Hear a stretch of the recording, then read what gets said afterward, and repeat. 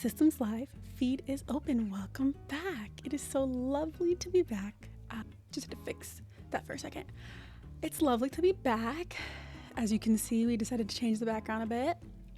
I don't know if I'm going to keep it, but I did want to have something just to like switch up the vibe ever so slightly. So yeah, I mean, I think it looks pretty cool. Hopefully it doesn't distract from what I have for the video, because it will be a review today.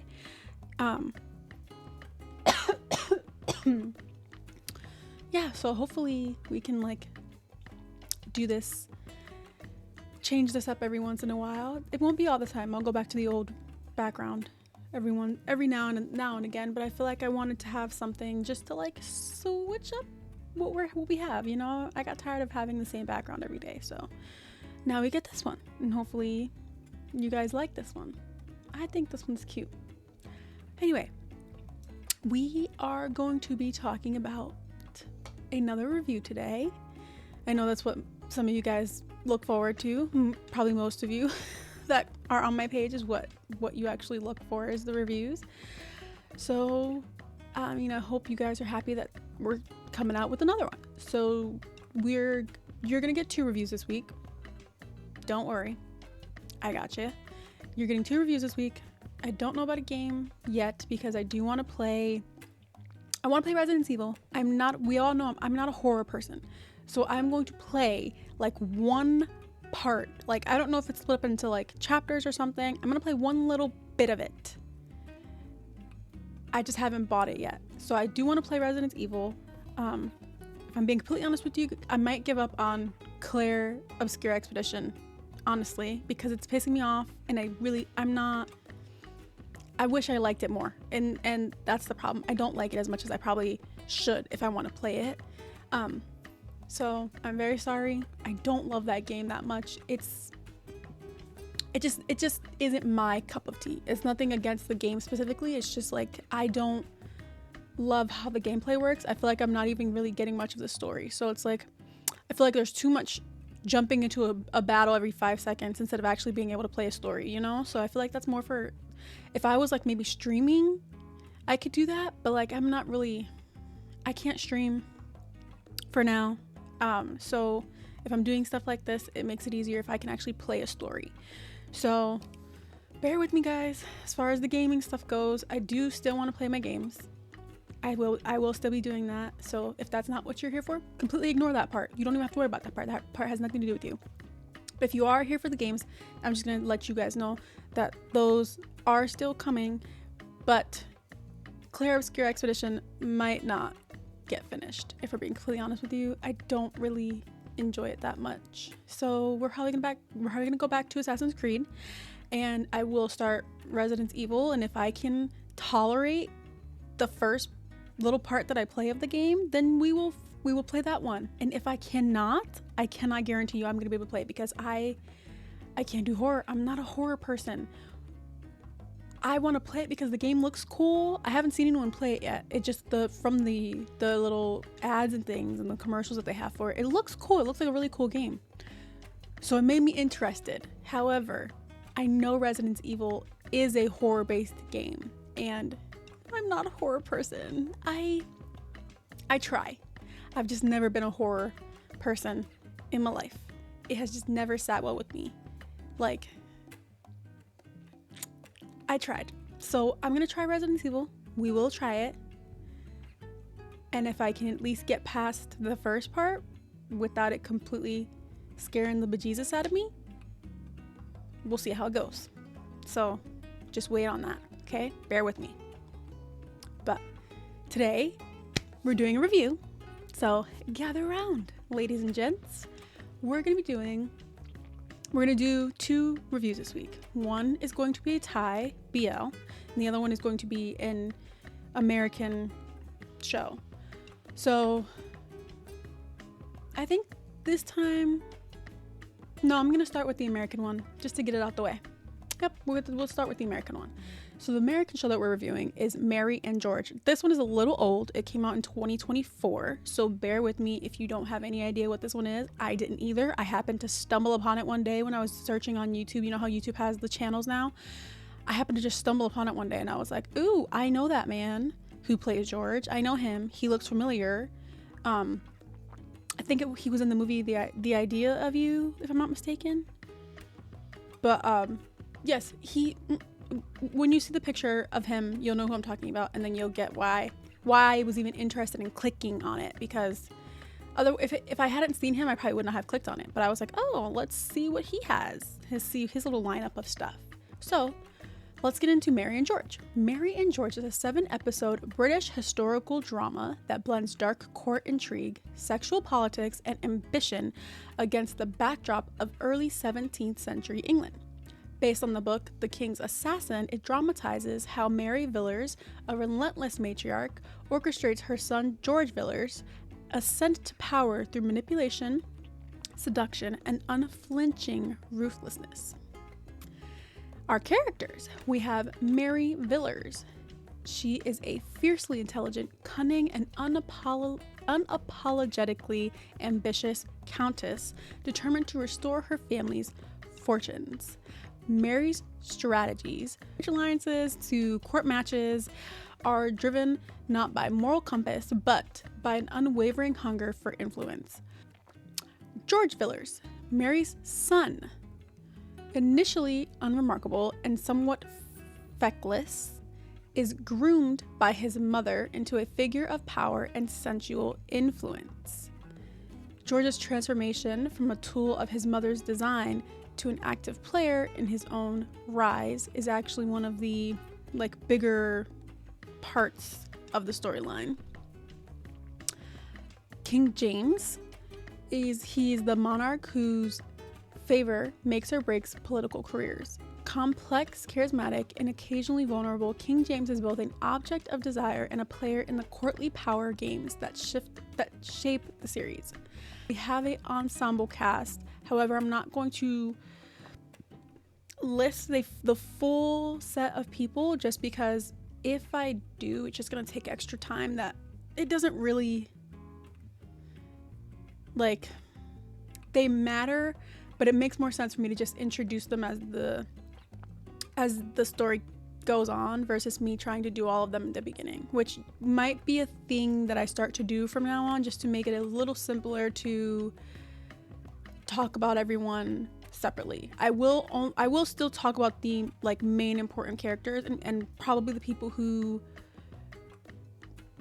are so often showed that they basically intertwine into the main storylines. However, other people may not be in every episode. They may show up for certain parts, things like that. So I'm not necessarily going to just list out everybody as much as I was before. Probably more for the American shows, because for the foreign shows, the characters in there, they're a little bit more straightforward to be able to talk about. In the American shows, it's so time consuming. They always have so many people, and it's just, the American shows can be annoying with stuff like that. So at least for the American shows, if I'm not going to do them as frequently, I would do more of the foreign stuff. However, the American shows might be a little less detailed than the foreign shows that I talk about, because they're so long-winded sometimes. Just saying. But we will learn more about different characters that come up as I talk about the show. So don't worry about seeing them in the beginning. I'll show you pictures of them, who they are, as we continue. So let's get into the story. We see a baby being born. It doesn't seem to be a particularly happy occasion, though. Once the mom has the baby, we see why, apparently. He apparently is just the second born son, who, during that time, they didn't really get anything. We move years later, and we see someone hanging from a tree, but the same woman from before moves to cut him down from the tree, and she seems unamused by the act. We move into a house. We are tending to the young man who was hanging from the tree, and apparently he is our second born son, George. And his mother is there, the woman from before, Mary, who is now scolding him, telling him he is to travel to France to be educated. He's against this because he apparently likes a servant in the home and wants to be with her. His mother's having none of it.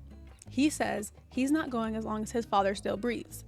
Fast forward, maybe a day or so, Father's gone. Boom, just like that, gone, done. The family doesn't really have anything anymore. So the mom moves fast to marry someone else. She convinces some other man to marry her. And when I say convincing, because she's a very smart woman. She says she doesn't want anything, just a stipend for her second son to go to France and become educated. He agrees, and boom, moving day is here. George is packing for France, clearly upset, but he doesn't really have much of a choice. He gets in the vehicle, which is it's a period piece, so during this time, it was a horse-drawn carriage. And he heads to where he is to be picked up with much hesitation. While back at home, Mary is finalizing her marriage with the man she convinced, Sir Thomas. Back with George, he arrives in France and we are introduced to Jean, or Jean. I don't remember how they said it. Bear with me. He will be the person to teach George what he is to learn. We arrive where we will be staying and no one's really there to greet them, which was a bit odd to George. But we enter the house and we see why no one was there to greet them. Inside, orgies upon orgies scattered around this home. And to our surprise, everyone just walks through like it's a normal day. Like this just happens all the time. So George, seeing this, has to do the same and just follow behind. When we're out of the room, George is obviously freaked out about what he just saw and the fact that no one really acknowledges that it happened. And Jean literally says, "It's France." Like that addresses everything that we had to just witness. It was normal for them. We move to a new day and George begins playing what I assume is a flute. It looks like it's probably a flute, but I don't know what they called stuff during that time. Maybe it was a recorder or something. And Jean comes in and basically destroys it. He apparently doesn't like that. Jean brings him to a new room and basically tells him to man up. He knows all about his life and his past, and he needs to learn to toughen up and take control. And now we are also no longer able to speak in English, only French from here on out. So we move into his training. We start with fencing. And I gotta say, George, he's not that bad. He's not horrible. Jean actually smiles at his efforts. We move on to dancing. Jean does have to correct him a bit, but he doesn't do horribly. We take a look back at Mary, where they're having a rather special guest arrive to their new home. They're having His Majesty, King James, come stay for who knows how long, and Mary is quite excited. However, the king doesn't want to meet anyone, and he kind of just wants to hide in the room they offer him. And they have to be told all of this by his dusty, arrogant right-hand man. And I'm just calling him Dusty because of the attitude he got with them. Like, the man's good. He's fine. He's good looking. He's a good looking man. But I don't really care if you look good. If your personality is shit, it makes you ugly. So to me, he's Dusty.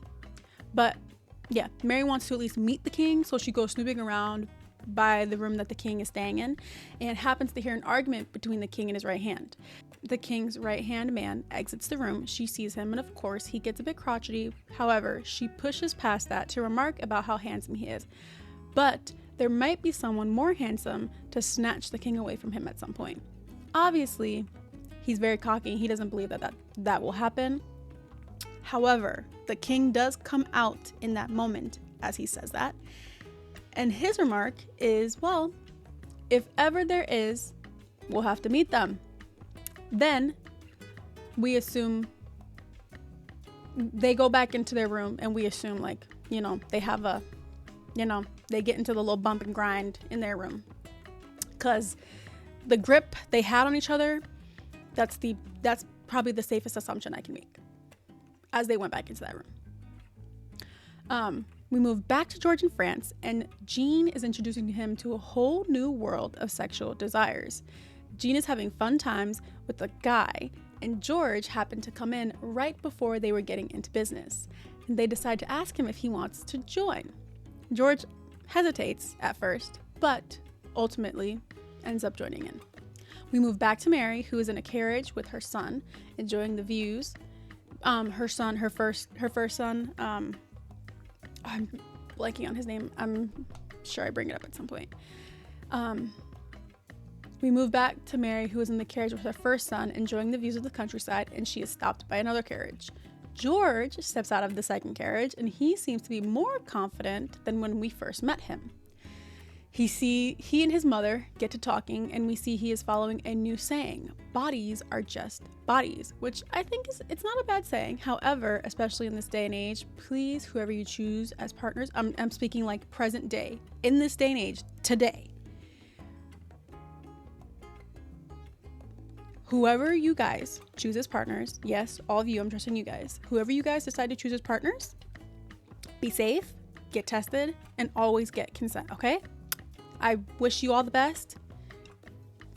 Do what you want with who you want, but please just be safe about it, please. Please. We continue. Mary makes it clear while talking to George that their aim is King James. Especially with George's new expertise, their sights are to be set high. There is a party that the king is to be attending, and Mary makes sure George is there to serve the king. Literally, serve him. He is there to basically be waitstaff, but they just need a way to introduce George to King James. Well, while bringing food to the king, another jealous servant trips him, and our new and improved George gets up and literally charges and beats the shit out of this man, which I'm proud of, because he not just eating that shit like a baby. You know, he good for you. He got up and he beat some ass. Like, we're not doing that. Good for you. Anyway, the king's right-hand man tries to step up and threaten George, but the king steps in and says he saw the other boy trip George, so there's really no need to start problems. He was just defending himself. So the king's right hand has to step back. However, after that incident, George gets thrown out and looks like he misses his chance with the king. He goes back home, pitying himself because he thinks he has disgraced his family. But Mary goes to talk with him and explains that although he is the second-born son, she has always seen he could be so much more. George is given another opportunity to meet the king. However, he isn't the only one with the same idea. So, while we are waiting to meet him, again, this rather odd man starts to hit on him in a rather aggressive way, and George is holding his own pretty well. But what the man said was true. The king did not stop at all. Not entirely sure he even actually saw George, so kind of discourages him a bit. George goes home, tells Mary that whoever told her about the trail lied, since so many other people were already there and knew about it. Never mind. They have a family come over for dinner the next day to assess if their daughter and their eldest, John, would be a match. And the dinner does not go as well as they would have hoped for. In fact, I don't think I've seen a worse dinner. The woman of the guest family literally tore them a new asshole the way she came for their necks. Like, she hit every family member without missing a beat and then proceeded to leave once she was finished. Honestly, I found it quite amusing because I feel like I have my moments of the same energy. But sis went real hard for no reason. She could have been a bit nicer about it, especially considering she's in their home. But I digress. One random bitch does not a setback make. We move forward. We're back to trying to get George to the king. And let me tell you, Mary is one smart bitch, boy. She requests a moment with the queen to try and make her case. Crazy work. Who goes to the queen about the king's concubine? Like, huh? Anyway, it works. And they get George knighted into the king's guard, or just to be part of his, like, entourage. I'm not really sure how British ranking works. But yeah, they get him close to the king. Exactly what we wanted. But the king's current right hand is definitely not happy about him being there and is pushing against the idea pretty hard. While George is busy with the king, Mary decides to busy herself with a lady of the night, who after the deed is done, gives her some helpful advice. She tells her to clean house, since it looks like someone's following her. So Mary goes to who I'm assuming would be her estate manager or like their accountant. And sees someone went to town in this man's office because it looks like a tornado blew through there. Come to find out, he was tortured for information on Mary herself, which of course has to be because they are working their way into the king's house. We move back to George with the king and Somerset. Somerset is the right-hand man. Somerset decides to confront George, try to put a bit of fear into him. However, it doesn't work, but obviously he had to try his best. The king wants to go hunting, and we see the whole group looking for a stag. Once it's spotted, George takes off on his horse, and Somerset is not very far behind. Somerset begins fighting with George, and of course, George, seeing his opportunity, falls off his horse. Once everyone is past him, he sees this as a moment to injure himself for more sympathy from the king and runs headfirst into a tree, effectively knocking himself out. However, it works. As he's coming to, the king is above him, coming to his rescue, forgetting about the stag for just a moment. When they get back to the stag, the king wants George to be the one to finish it off, clearly upsetting Somerset. After that, it's becoming clear that Somerset is going to do everything he can to ensure George doesn't get to the king's side. Back with George, the king decides to enter his bed for the night, giving George a bit of a push forward in his efforts. The king is holding a party for his court, and Mary gets invited, although she comes with some odd makeup and gets made fun of a bit, but she gets to see George again. He reveals that Somerset is making things very difficult for him, not letting him anywhere near the king. George leaves the party early, and Mary, after being humiliated, is asked to leave peacefully as to not cause any more trouble. A man who says he's the ex of the Countess of Somerset goes to speak with Mary to basically give her a warning. He basically tells her that since she fought back against the Countess today in public, she should flee as to not have to deal with whatever she may want to retaliate with later.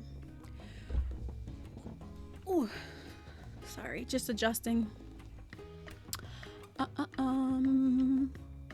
Here. While with George, we are introduced to Sir Francis Bacon, who apparently is the Attorney General to the King. And he wants to help George get to the king. He believes he can be more helpful than Mary can. Mary is working on a way to get to Countess Somerset, thanks to her ex-husband. Thanks to the Countess's ex-husband. He actually gave her a very helpful clue, and she took it and ran with it. This is what I mean when I say she's a really smart cookie, because she got a tiny little bit of information. She ran with that shit. However, back with George, he has apparently caught some disease, not entirely sure which one. They refer to it as pox. I don't really know what that was back then. I wouldn't assume chicken pox. It didn't look really like chicken pox. I don't know what that one was back then, but they referred to it as pox. Not sure what it was. Thanks to that, he is sent back home to Mary, who's a bit upset, even though he's sick. But she's mad that he got sick in the first place. Sir Francis came to see George, and apparently whatever Mary did worked, and now the Somersets are both set to be put on trial for murder for one of their old servants. I can't fully remember what exactly he was to them. Sorry about that. So while George is homesick, the Somersets are panicking, trying to figure out how to stop the trial. As a last resort, Somerset tries to come to George and get him to beg the king for a pardon. He even goes to the effort of lying to George, telling him that he's in love with him to see if that works. But George, very much like his mother, he's not stupid. And after fucking Somerset, he tells him that's really all he wanted, was for him sleeping with him to be the last thing he thinks about before he hangs. Right. The trials for the Somersets finally arrive, and both were found guilty and sentenced to death.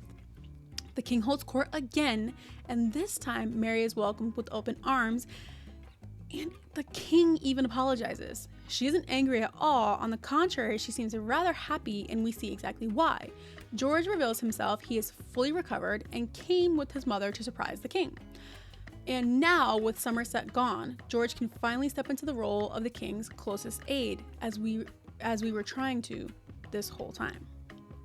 We move a few years into the future, and we see two men digging up a grave. Not exactly sure who it is, but they find something in the grave. I'm not entirely sure what it is. If I'm being honest, it looked kind of like a calcified heart. I'm we'll know we'll know what it is more later. George is asleep next to the king, and out of nowhere, the king literally, and I'm not joking here, when I say literally, I mean literally takes a fucking bite out of George. Left marks and everything. When George is sitting trying to treat his wound, this nigga comes over and he acts like nothing happened. Nothing. Like, huh? You didn't bite him. You didn't just bite him. Talking about poor lamb and poor wolf too. Bitch, if you don't get out my face. Talking about poor lamb, poor wolf. George had a lot more restraint than me because I would have been throwing hands. Mary goes to visit George at the king's palace, and for some reason they're having some event with a hawk. I'm not entirely sure. The king was bugging for a bit. Not entirely sure what's going on with him. And he keeps talking about loyalty, so we're not really sure what's going on with him right there. But he later announces that they're taking a trip to Edinburgh. So the next sequence is them on this trip on horseback as they stand at the border. The king speaks of fear and duty. While in Edinburgh, the king seems very on edge. It seems he didn't very much like it there. While back at home with Mary, it seems in order to get John to marry the girl she wants, they had to literally steal her back from her mother. And I'm not joking. Like, they go find where she's staying at, steal her back. Like, when I say there are very questionable things done in the show, I don't entirely know why, but that is what's being done. Which ended with both Mary and the girl's mother basically being told they would have to co-parent until the king got back. It's revealed that John, after trying to drown himself again, was locked away, and once he was let out, he attacked a servant. Lady Hatton, the girl's mother, the girl who Mary has been trying to take her daughter to marry John. Sorry. Very sorry. Lady Hatton was very happy to receive this information from Sir Francis, who apparently favors her very highly, which Mary happened to overhear and see. While with George, it seems the friend he made in Edinburgh decides to sneak them off to a castle, and whilst there, after telling him a story of the last person who lived there, tries to kill George. Thankfully, George's brother tagged along on this trip without them knowing and was able to kill him before he killed George.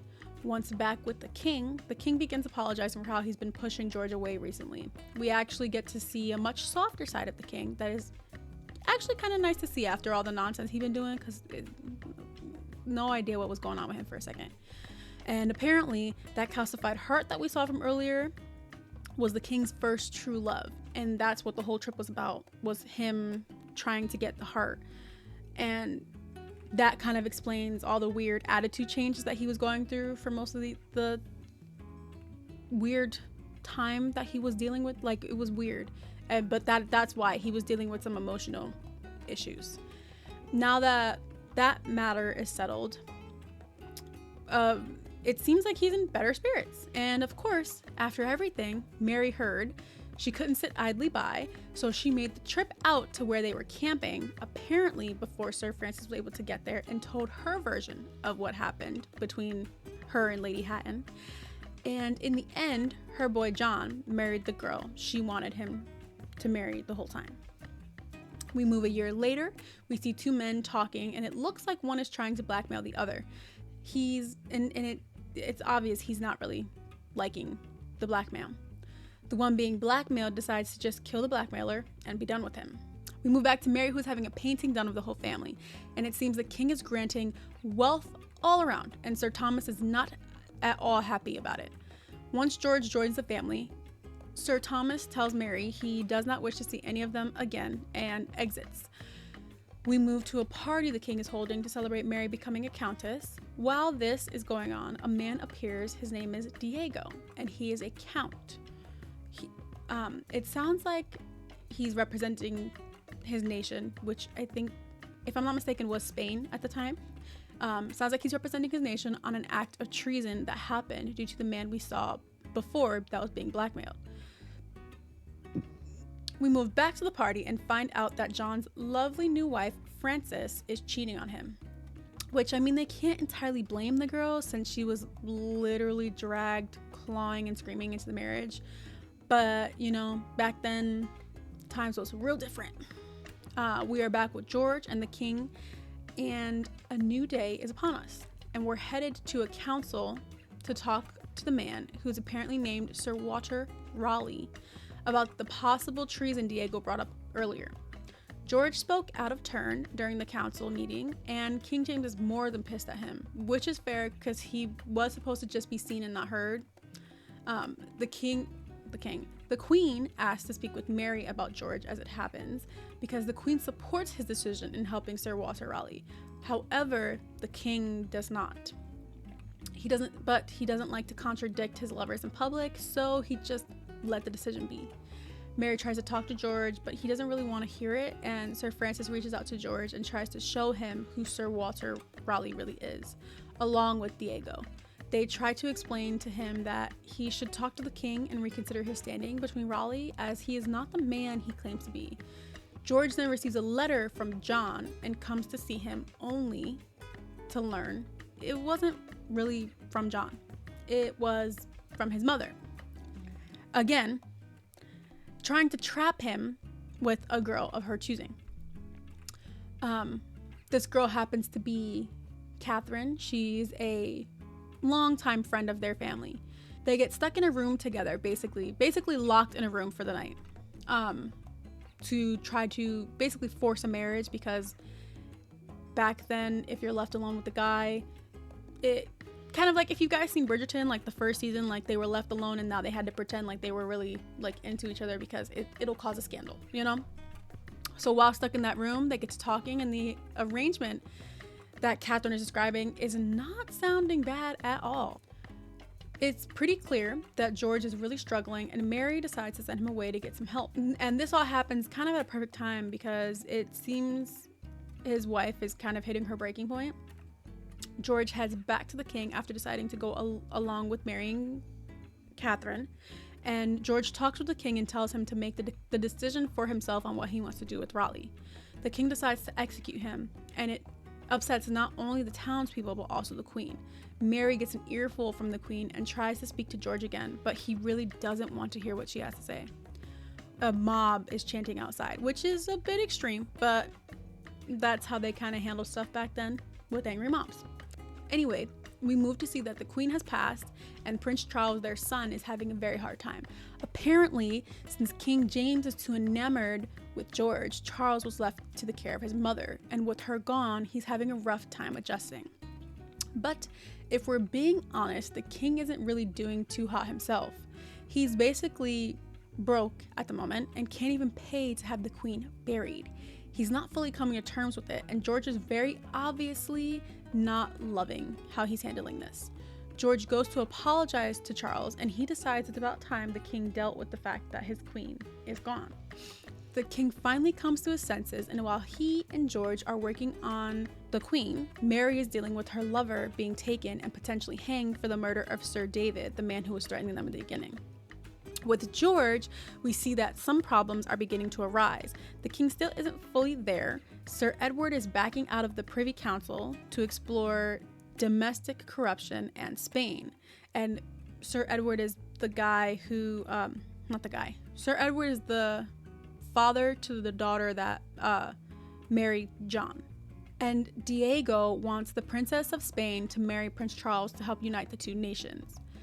So yeah, a lot's happening. And more just keeps on coming. Sir Edward is not playing any games. He goes searching for these men in their home, George and his brother. And it seems as though he's mad about what happened with his daughter and their family. Although I'm not entirely sure why, because he also had his hands in the pudding, like literally stealing his own daughter away to give to this family. So it kind of seems a bit hypocritical for him to be like getting angry all of a sudden, but to each their own. But now, with nowhere else to go, George has to go to his mother. And of course, Mary, wanting to savor the moment, kind of humiliates George a bit. But Mary does what Mary does best, and she fixes the problem. Like I said, smart bitch. She does an excellent job of making gold out of shit situations. She manages to save George, save her lover, get rid of Sir Francis Bacon, and somehow also placate Sir Edward, all in one fell swoop. However, Sir Francis was not about to let Mary have the last laugh, and he sent someone to kill Mary's lover. It seems we are in Spain, probably to try and fix everything after what had happened previously. We see Prince George singing to who we can only assume is the woman he's expected to marry, the Princess of Spain. And yes, it's weird, I know, but that's what's happening, so just deal with it. However, through all this, we get a glimpse of what George has been doing, spending his time in Spain, and it seems this man has just been fucking left and right. And he has plenty of admirers. Mary, on the other hand, goes to confront Sir Francis after he sent someone to kill her lover and ends up finding out that George already knew that was going to happen and maybe even kind of encouraged it. Mary happens to get stuck on the same route as King James, and we already kind of know she has something up her sleeve. We just don't know what yet. We flip back to George, who is still trying to negotiate about the marriage between George and the Spanish princess, but he's kind of being a jackass and it's not really going well. Back with Mary, she decides to try and get on the king's good side, and considering he's sick at the moment, she uses this opportunity to try and become a confidant. After George had an ordeal with the negotiator in Spain, he and Charles head back to England to relay back to the king their side of the story, which it seems like George will embellish a bit. However, when they arrive, it seems the king may already have an inkling of bad news to come. And it seems Mary may have actually been successful in her plan to get into the king's life. We see Mary and George are butting heads, and it's pretty clear while George and Charles were gone, Mary really wedged her way in there. And now the king seems to be less trusting of George. To try and fix the separation his mother started, George takes the king away to a private little hideaway he made. They fuck, they talk, and it seems George was able to talk the king back to his side, and he's back under his thumb to Mary's dismay. George continues to move along with his plan to attack Spain and basically pushes for war against Spain. While the king is clearly having a rough time, it seems the king is having second thoughts about George, as Mary shows back up to try and win the king back to her side, basically the side of reason. Well, after Mary comes and convinces the king against George, he blows up when George returns and basically says, because of all the shit George has done and caused to happen, which was all pretty much for nothing, he shall be killed for treason. Yeah. Yep. However, in a shocking turn of events, the king passes out from smoke inhalation, and during this, George and his mom talk, and they realize there's literally no other way out.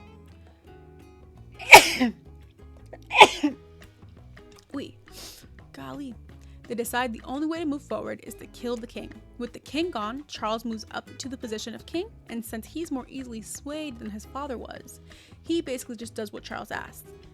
However, years later, after all the random wars and nonsense George has commanded, he happens upon someone with a grudge against him, and in an even more shocking turn of events, that man just kills him.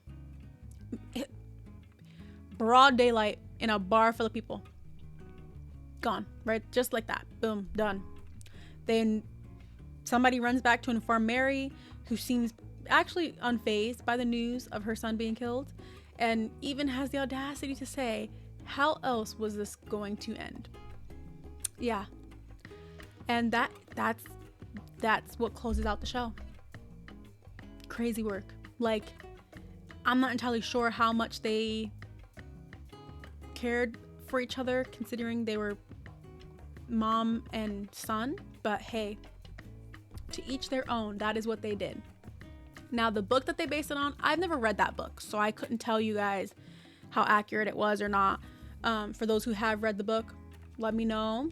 I have no clue, but let's get into what they did well and what I didn't really care for. They had pretty good lead characters. I think they all did really well as far as like portraying their characters and showing their strengths and weaknesses for each character, and even the character development was like interesting to see, because George went from basically a wimp to literally controlling the king by his pinky. The background and the like production of it actually looked really good. I thought they did a really good job with that. It really did feel like it felt like the 17th century, like all period pieces that people try to do. When you can get across that's the time frame that we're in, they did a really good job. I don't know how accurate it is to the 17th century. Couldn't tell you. I'm not a history buff, so for me, just seeing how nicely they kind of put everything together was enough for me. But I'm sure for history buffs, let me know if it's something that they did well with the portrayal of, because I couldn't tell you. Because for me, it felt a little weird to hear they were saying normal day curse words in there, and I was like, I mean, I know curse words are from, I'm not sure when they originated or when they started actually coming up with curse words, but like hearing fuck in a period piece kind of threw me off a little bit. I'm not gonna lie, like I was a little thrown off by that. It was very bold. It was a Starz show, to be fair, and Starz kind of reminds me of HBO, so I think that's why they were able to like do as much as they did in the show. So yeah, if y'all are really not here for the explicitness of the show, the sex scenes and the language, skip this one. Maybe not for you guys, you know? Take it easy. Next one probably will be, okay? Ignore this one if that's the case. What I didn't care for, the narrative energy. It kind of varied as the show continued, but to be fair, like there are only 7 episodes. So like I can't really get too upset about it. Like all the stuff that they did in 7 episodes was a lot. So like it's not something that's too, it doesn't take points away that much for me. There wasn't too much that I didn't really care for of the show. I think what honestly I didn't really care for was the ending, just because it just felt so abrupt. Like they killed him and then she was like, oh, okay. I mean, couldn't have thought it was gonna go any other way. Huh? And then show's done. Close. Huh? Is that how the book actually is? Cause I don't know. I didn't read the book. I had no idea about that. Threw me off completely. Overall, I give the show like, I'd say the show was about a 7. It's nothing crazy. It's not one of the best shows ever, but it's a show I wasn't expecting. I didn't know really what the show was gonna be, so stumbling upon it and then seeing it was only 7 episodes, it was quick to get through. Didn't really take too much time. So I was like, okay, I can watch this. This is not bad. So I think if you guys have the time to watch it, it's kind of similar to, I had spoken about The Girlfriend on here prior. Like I've noticed that I'm not fully willing to sit through American shows anymore if they're not like kind of short and sweet. So these have been a little bit more helpful because they're easy to sit and you can watch it over in a day, over a weekend. Like they're not going to take you super long. This one is 7 episodes. So it's relatively easy to get through, and it's also kind of interesting enough that you might actually want to finish it, you know? Mary and George is a highly textured historical miniseries that manages to be risque, exhilarating, and intellectually engaging. It's not your typical period drama. It leans into scandal, sex, and scandalous strategy with style and sharp performances, making it a compelling watch for fans of court intrigue and morally gray storytelling. So, what do you guys think? Do you see Mary as more of a genius strategist or a morally compromised anti-hero? How does George's evolution from pawn to power player shape your view of him? And did the show's explicit modern vibe enhance the historical drama or distract from it? And lastly, what did you think of the King's portrayal? Was it charismatic, tragic, or opportunistic? For now, that's all I have. So, until the next one, let's cut the feed, babes, because my work here is done.